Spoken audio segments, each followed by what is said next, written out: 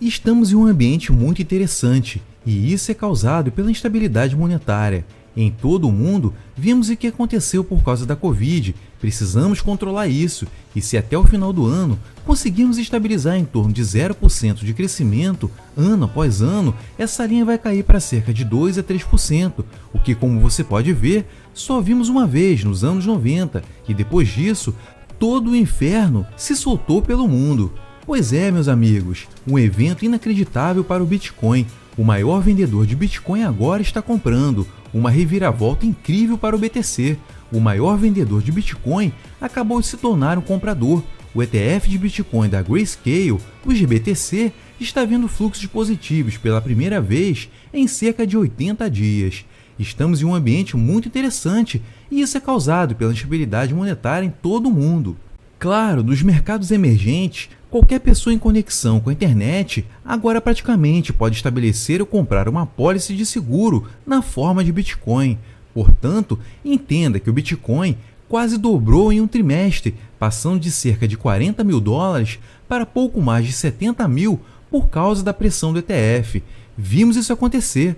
Os fluxos líquidos dos ETFs de Bitcoin têm sido amplamente positivos. Sabemos que a Grayscale só tem vendido. O Bitcoin subiu de 40 para 70 mil, apesar de vendas intensas que vimos da Grayscale. Todos os outros ETFs têm visto entradas líquidas. A Grayscale só tem visto saídas, até hoje. Após um período prolongado de saídas contínuas, o ETF do Trust de Bitcoin da Grayscale registrou seu primeiro dia de entrada líquida positiva, de acordo com os dados preliminares da Faride, em 3 de maio. O Trust de Bitcoin da Grayscale, o GBTC, testemunhou 63 milhões de dólares em entradas líquidas. Esse momento positivo vem após cerca de 17,5 bilhões de dólares em saídas desde o lançamento dos 11 ETFs de Bitcoin em 11 de janeiro. Não é nada, o Bitcoin saiu de menos de 40 mil para mais de 70 mil dólares por causa das entradas líquidas positivas. Esses são os dados, apesar da Grayscale vendendo bilhões e bilhões de dólares em Bitcoin até hoje. Então, o que acontece quando vemos todos os ETFs começarem a aumentar suas participações em Bitcoin? Eu te digo, vamos ter entradas líquidas aumentando rapidamente. Muito mais do que isso, o maior vendedor de Bitcoin acabou de se tornar um comprador. Então, embora seja definitivamente ainda possível que o Bitcoin caia para um novo mínimo em algum momento do próximo mês, o Bitcoin poderia atingir 52 mil dólares, 53, 54 mil em algum lugar nessa faixa.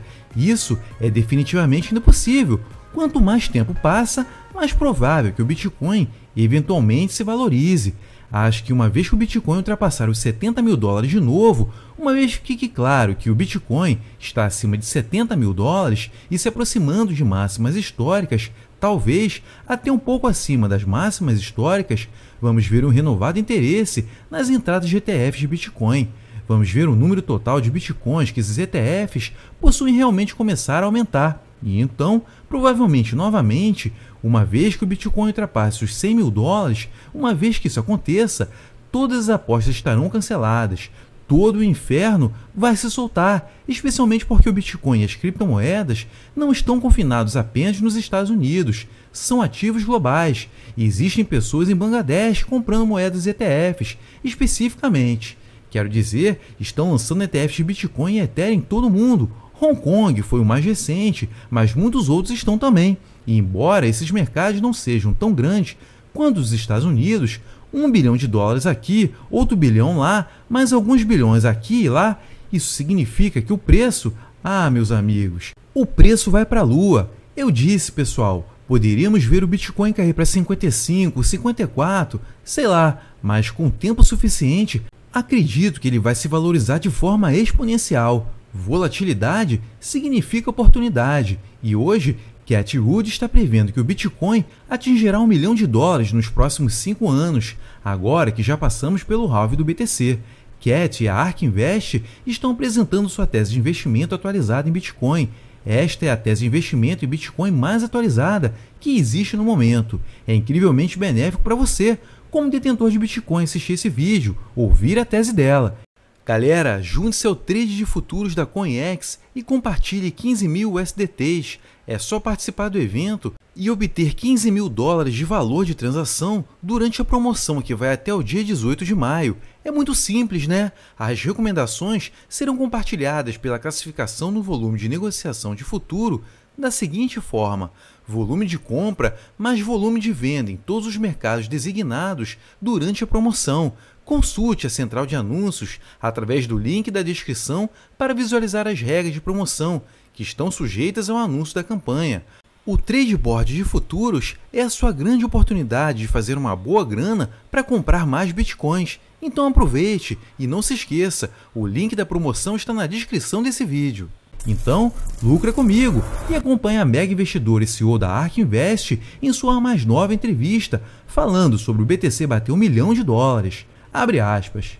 O Bitcoin chegará a 1 milhão. O halving do Bitcoin tende a coincidir com os mercados em alta. Então, o BTC está agora sendo negociado em cerca de $60 mil e passou por um reset bastante bom após atingir máximas históricas em março. Então, gostamos de ver apenas resets saudáveis, liquidações saudáveis nos longs, especialmente durante o mercado de alta, e vimos uma queda de 22% das máximas históricas, o que tende a coincidir com o que vimos em bull markets anteriores. Como correções locais, em relação à política monetária previsível do Bitcoin, realmente uma das principais razões pelas quais temos tanta convicção no Bitcoin e porque a temos ao longo dos anos. Realmente, adotamos uma visão monetária ao avaliar o potencial do BTC em comparação com a lente tecnológica do software, e isso realmente se resume à política monetária do Bitcoin.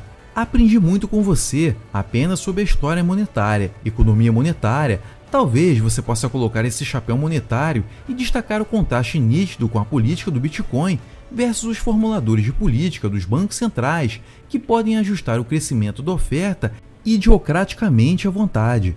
Absolutamente, esse gráfico do Bitcoin, o do halving, mostra a disciplina aqui. Foi matematicamente medido e, na verdade, fizemos uma tempestade de ideias sobre o Bitcoin com os mineradores.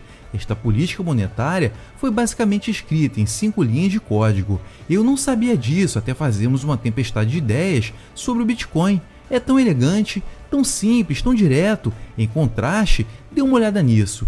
Isso é um crescimento do M2, é uma mudança percentual analisada de 4 anos. Então, desde março passado até março há 4 anos, qual é a taxa de crescimento monetário? É uma taxa anual.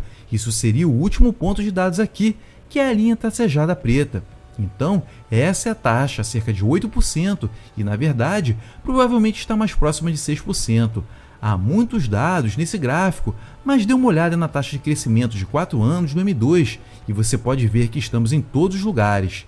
Você pode ver que nos anos 60 e 70 ela se aproximou de 2 dígitos e acabamos com a inflação de 2 dígitos no final dos anos 70 e início dos anos 80.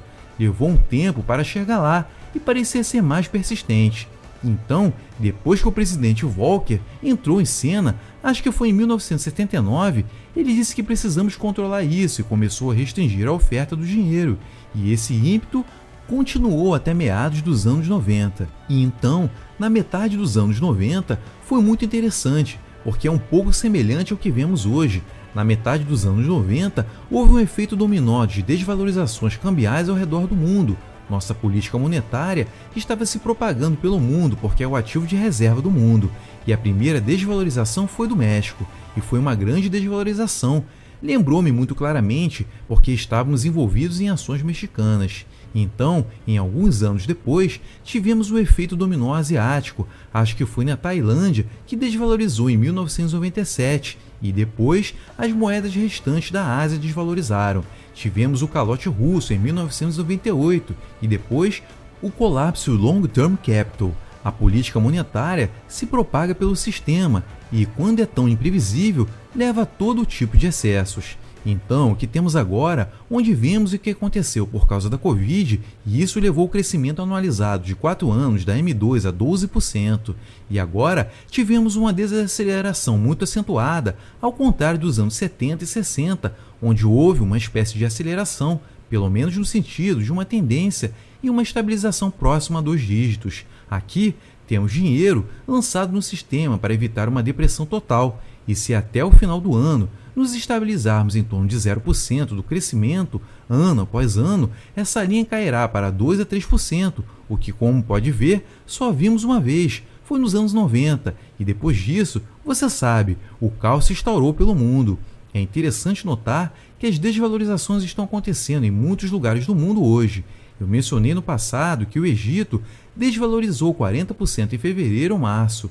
O Naira nigeriano caiu 50% a 60% nos últimos 9 meses. Estamos vendo Rupiah e o indonésio desvalorizando a uma taxa acelerada. E na América Latina, claro, a Argentina basicamente reconheceu que o mercado negro estava certo, que sua moeda, pelo menos declaradamente, era cerca de 50% daquela taxa no mercado negro, e isso estava correto. Estamos em um ambiente muito interessante, e isso é causado pela estabilidade monetária ao redor do mundo. Claro, em mercados emergentes, qualquer pessoa com conexão com a internet agora pode praticamente estabelecer ou comprar uma apólice de seguro na forma de Bitcoin. E voltando ao halving, essa linha roxa não se parece em nada com a volatilidade que vemos na política monetária aqui nos Estados Unidos e ao redor do mundo. E é claro, é controlada por seres humanos. Quando abandonamos o padrão ouro e fechamos a janela de ouro nos Estados Unidos em 1971, a política monetária simplesmente ficou solta e tem sido assim desde então, embora os seres humanos tenham tentado conter as ramificações inflacionárias e exageram dos dois lados. E agora achamos que estão exagerando demais no lado negativo. Fecha aspas. E aí, o que achou dessa visão macroeconômica de Cathie Wood sobre o panorama econômico mais amplo e as tendências potenciais que poderiam moldar o futuro do Bitcoin e levar o BTC a $1 milhão? Comenta aqui embaixo. E se esse vídeo foi útil, então lucra comigo, acumule satoshis, não deixe de curtir, compartilhar e se inscrever no canal para obter mais análises e insights de especialistas sobre o mundo cripto. Até mais!